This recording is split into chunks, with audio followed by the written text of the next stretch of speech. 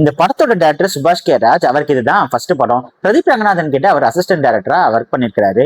கதைன்னு பாத்தீங்கன்னா ரொம்ப புது கதைலாம் கிடையாது. ஒரு ஆஸ் யூஷுவல் ஸ்டோரி தான். பிளஸ் லாஜிக்லாம் வந்து இந்த படத்துல கொஞ்சம் நம்ம மறந்துடணும். பட் இருந்தாலும் ஸ்கிரீன் பிளே வந்து ரொம்ப இன்ட்ரெஸ்டிங்கா எடுத்துட்டு போயிருந்திருக்காரு அப்படின்னு தான் சொல்லணும். எங்கெங்க காமெடி வேணுமோ அங்கெல்லாம் வச்சிருக்காரு, எங்கெங்க ஆக்ஷன் வேணுமோ அங்கெல்லாம் கரெக்டா அவரு வச்சிருக்காரு. ரொம்ப ஓவர் டூ பண்ண மாதிரி இல்ல.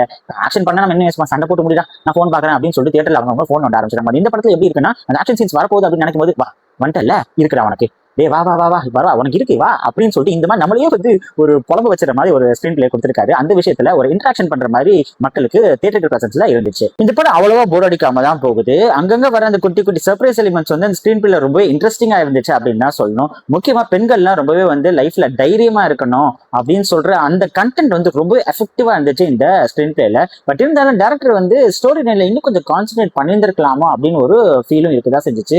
கிளைமேக்ஸ் முன்னாடி திடீர்னு ஒரு மாண்டேஜ் சாங் போடுறாங்க, எதுக்கு போறாங்க என்னன்னு தெரியல.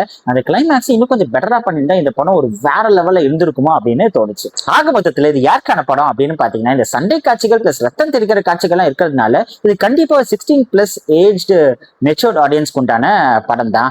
எனக்கு இந்த லாஜிக்லாம் முக்கியம், பிளஸ் இந்த சண்டையெல்லாம் அவ்வளோ ஆக்ஷன்ஸ் எல்லாம் பிடிக்காதுப்பா அப்படின்னு யோசிக்கிற மக்களுக்கு இது ஒரு ஆவரேஜான படமா இருக்கும். இந்த படம் ஒரு குடும்ப ஆக்ஷன் திரைப்படம். நிறைய ஆக்ஷன் காட்சிகள் இந்த படத்துல இருக்கு. பட் இருந்தாலும் அதெல்லாம் கொஞ்சம் இன்ட்ரெஸ்டிங்கா தான் இருக்கு. அதெல்லாம் உங்களுக்கு ஃபீல் ஆகணும்னா வந்து கண்டிப்பா இந்த படத்தை நீங்க தியேட்டர்ல போய் பார்க்கணும். அப்பதான் அந்த ஒரு டிஃபரெண்டான ஃபீல் கிடைக்கும். எக்ஸ்பெக்டேஷன்ஸ் எதுவும் செட் பண்ணாம, ட்ரைலரும் பார்க்காம, அங்கங்க அந்த லீக்கான சீன்ஸையும் நீங்க பார்க்காம இந்த படத்தை நீங்க பாத்தீங்கன்னா கண்டிப்பா இந்த படம் உங்களுக்கு ஒரு சர்ப்ரைஸ் பிளாஸ்டா இருக்கும்.